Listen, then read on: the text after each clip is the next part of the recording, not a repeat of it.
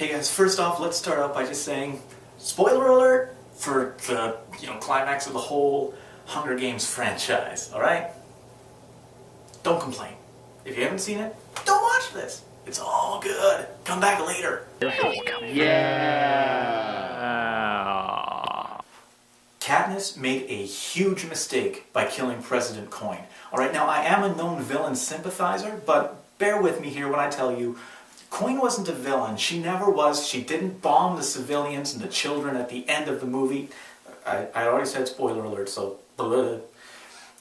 She wasn't behind that. The rebellion had nothing to do with that, alright? That was a lie perpetuated by President Snow. Now, I know BT and Gale, backed this whole thing up, but just bear with me here. We'll get to them in a minute, alright? Snow's testimony cannot be trusted. Yeah, he said to her, when we first met, I would never lie to you. He's a mass murderer who organized these games for children to kill each other, and we're just supposed to take him at his word? Yes, I will try to murder you in the most dehumanizing ways possible. I will brainwash your friend to try to kill you. I'll do everything to dehumanize you, but lie to you? I draw the line there, Katniss. You can trust me. You can't trust him. Do not trust President Snow's word. So the next people that we have to look at are BT and Gale. When Gale came forward in the movie, it seemed like he was admitting to it, but really he was kind of being ambiguous. He was saying, kind of like, maybe you did, maybe you didn't. Maybe you did plant these bombs, maybe you didn't do that. It was kind of like, in my mind, he was telling Katniss, you know what? I am whatever you need me to be. If you need me to be the bad guy, I'm the bad guy then. That is what I will be. It's a common theme in this movie as well, of people placing completely unfettered trust in Katniss's decisions. We see it, for example, when the dude transfers map authority over to Katniss. He had no reason to do that. He just trusted, you know what? I'm going to trust that whatever you do, you're doing it for the best. It also happened when she left Peeta behind with Docu-Girl and Beardface. I can't remember everybody's name, I'm sorry. I think that this is just another example of completely unfettered trust in the Mockingjay, who was really the face of the rebellion. I don't think he did so in the movies, but in the books, BT came forward as well and said, you know what? I helped set those charges. After all of this had come to light, he, came forward and said, this was my fault. I did this. If anybody is to blame, it's me. And I did it because the rebellion and Coin told me to. Why would they do that? Why would Gale and BT admit to this? Well, it's simply to justify the Mockingjay in the eyes of the public. This is reminiscent of the end of The Dark Knight. If you'll recall, Batman speeds off away from the body of Two-Face, who's laying there dead on the ground because, he tried to murder Gordon's son. And Batman is taking the fall for just everything that's been going wrong in Gotham.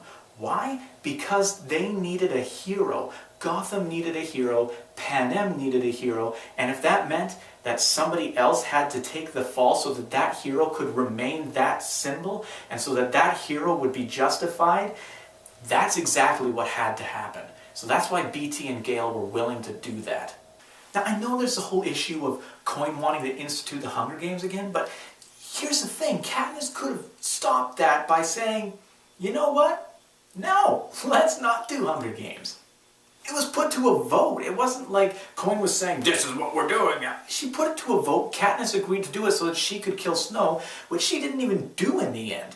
So instead of voting for the Hunger Games, vote against more Hunger Games, and then be all like, hey, you know what? Since you don't seem to have everybody's best interests at heart right now, or at least we're not agreeing with you, how about we choose somebody else to rule in the interim? How about, I don't know, the girl from District, 8 or 9 or something like that? People seem to like her. Let's get her to rule just for a little bit, and then we can take a vote, because she seems to have her head on straight, whereas we're disagreeing with you right now. Let's put it to a vote. Everybody in favor?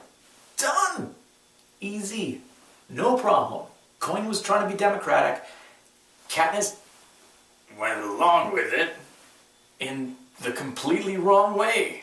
It's like saying, you know what? I don't want so-and-so to get another, to get elected again. Let's vote for him just to make sure it doesn't happen. No. Come on, Katniss. Get your head on straight. The final question that needs to be answered then is, why? This was the first thought that I had as the bombs were descending from the sky. I was like, why would Snow do this? That doesn't make any sense.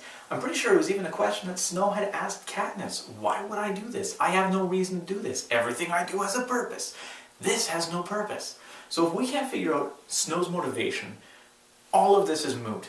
But it's actually quite simple. You see, he had said, if I did this, it would guarantee my defeat. Well, Snow, your defeat's already been guaranteed. You've already lost the entire war, rebellion, the uprising. You've lost. And he knew it as well.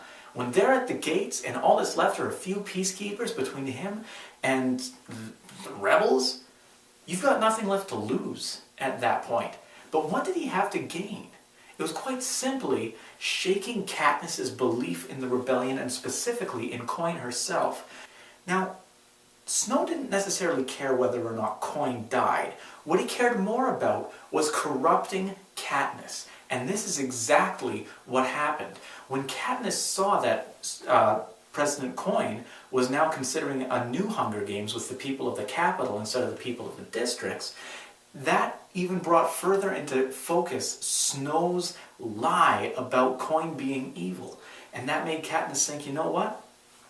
This is it. I have to kill Coin now. Because it's just perpetuating this whole thing.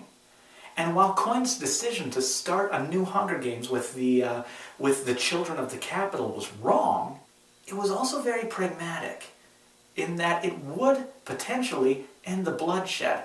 There were better ways, of course, to end the bloodshed, have the people of the capital join in the rebellion in the same way that people from District 2 did. But putting all that aside, President Snow got exactly what he wanted. He corrupted Katniss, and he made her kill Coin, who was, again, completely innocent. That is what every villain essentially wants. If they've lost everything else, if I can just corrupt the hero, I will have won. And the final little piece of evidence that I would say supports this theory would be as soon as Katniss loosed the arrow and it hit Coin and she fell down dead, Snow's response was simply to laugh. He had finally won. He got the last laugh. He corrupted her and everything that she stood for.